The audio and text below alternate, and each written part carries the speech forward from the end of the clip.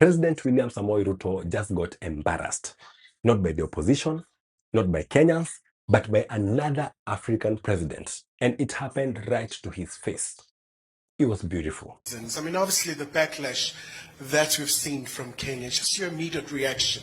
You see, for the last 1 week, Kenyans have been furious.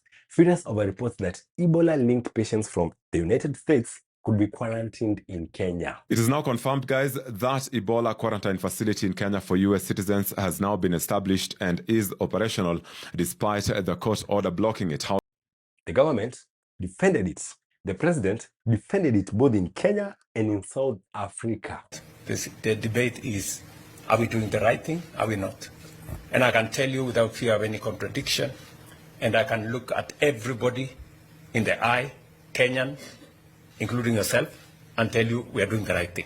But then, the South Africa's president stepped up to the microphone and said the exact opposite. Basically, he disagreed with the president of Kenya. Let me just comment on this whole initiative on Ebola. What he said exposed the greed in Ruto's government to the whole entire world. And now Kenyans are asking one simple question. Why is South Africa so eager to protect the lives of its citizens, while Kenya is so eager to take the blood money from America and expose Kenyans to a lot of harm and danger? Let's talk about it. If you love this kind of content, go ahead and like this video and subscribe. Now let's get to the video. I have listened to the CS, and there is actually no space in his speech about the view of Kenyans. I'm yet to meet one single Kenyan who is in support of having this quarantine in Kenya, Honorable Speaker. As I said, for days, Kenya has been consumed in one debate, the Ebola debate. Reports emerged that US wanted facilities in Kenya to help handle the Ebola-related cases. That they're going to be able to work out something with Kenya. There has already been a fair amount of communication around this issue. The backlash was immediate. We are going to resist every step and mechanism by William Ruto to establish a quarantine center in Kenya. Yeah. This is our democratic right. Kenyans asked one simple question. If the disease is so dangerous enough for Americans to worry about, why should Kenyans carry that kind of risk? If you have your victims in DRC, when you are on Ebola, pelegeni uko kwenyu. The protests grew louder.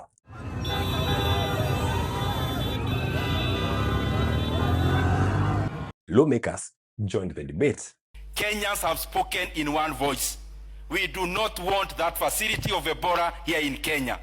Please listen to the Kenyan voices. Government officials blamed the previous administration for having allowed such a situation to happen in this country. And Mr. Speaker, what people are not telling, and I'm happy the president said in Wajir, what people are not saying, the biosecurity agreement was signed in 2015 by former President Uhuru Kenyatta. Everyone was basically looking for someone to blame apart from themselves. Under the Public Health Act, we don't need to do public participation. We are not going to consult citizens. But then, during Madaraka Day celebrations in Wajir, President William Samoei Ruto addressed that issue. And this time, he did not distance himself. He owned up to it. He confirmed that his government had approved that arrangement. When President Trump asked the government of Kenya to support them by having a center in Laikipia Air Base, I gave the okay. And immediately, that changed the whole conversation because now there was no confusion. The decision belonged to this current administration under one William Samoei Ruto. Maswali kuhusu hali halisi ya kituo cha karantini ya Ebola kwa raia wa Marekani huko Laikipia ilimwandama Rais William Ruto hadi Afrika Kusini alikoanza ziara yake ya siku 2. Then came the South African visit. And this is where things got very, very interesting. President William Samoei Ruto tried gaslighting Kenyans into accepting Ebola in their country. It would be most unfortunate if on one request by the Americans to set up a facility at their cost, we would refuse. His message was actually very, very simple. The US has helped enough. So Kenya should also step up and play its part. But when South Africa's president spoke, he took a completely different position.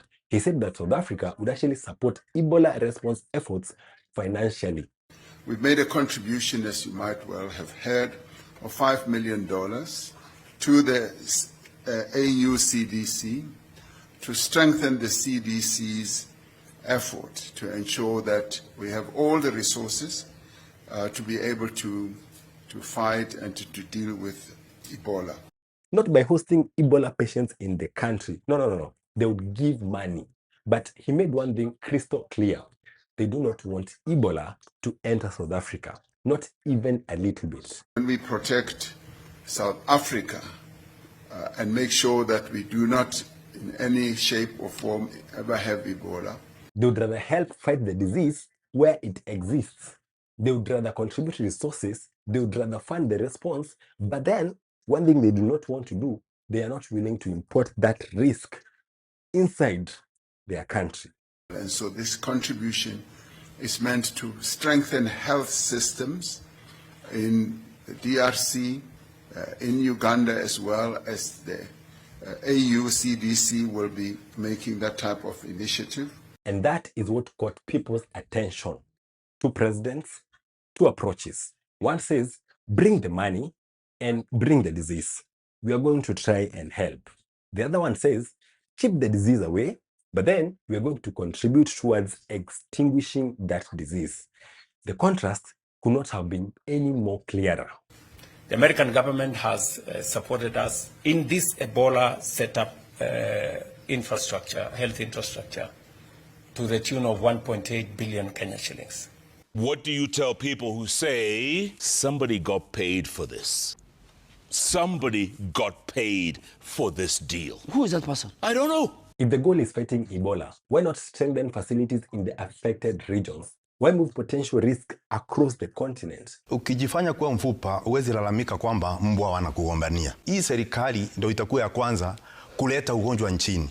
Kwa sababu serikali nyingi zimekuwa zikipambana kumaliza ugonjwa. Why create fear in communities which do not have this kind of outbreak? That question is one Kenyans continue asking to date, especially residents of places where the proposed quarantine is to be located.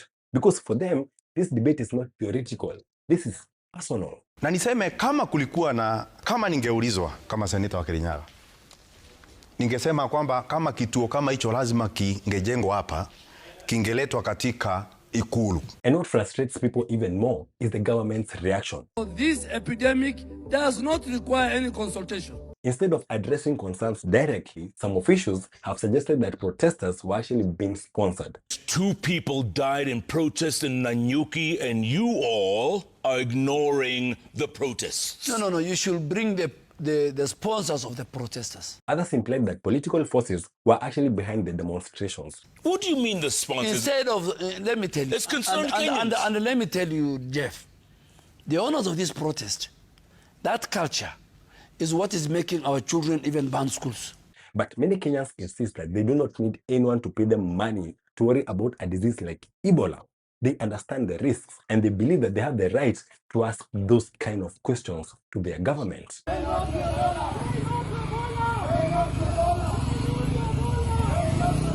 You see, this debate is no longer about Ebola. It has become a leadership issue, a trust issue, a question of priorities. People want to know who comes first, foreign interests or Kenyan citizens? That is the question that is sitting beneath this whole entire conversation. The fact that the US government ignored court orders and they proceeded with their Ebola quarantine plans just shows you that regardless of whether we protest or not, it doesn't matter. It doesn't matter. If our government ignore court orders, why would the US government comply? The South African president may not have mentioned Kenya directly, but his message was impossible to ignore. Protect your people first. Support global solutions, but protect your people first. That is what many Kenyans had. And that is why this story refuses to go away. Because when people agree or disagree with the government's decision, they are asking one simple question. If other countries are drawing a line to protect their citizens, why isn't Kenya doing the same? The US government and the Kenyan government have maintained their position that the Ebola quarantine facility at Laikipia Air Base is here to stay, despite legal challenges and strong opposition from Kenyans, particularly residents of Laikipia County. That question may continue following President William Ruto long after this controversy is actually over. It's a question that is going to keep answering to the ballot in 2027. Subscribe.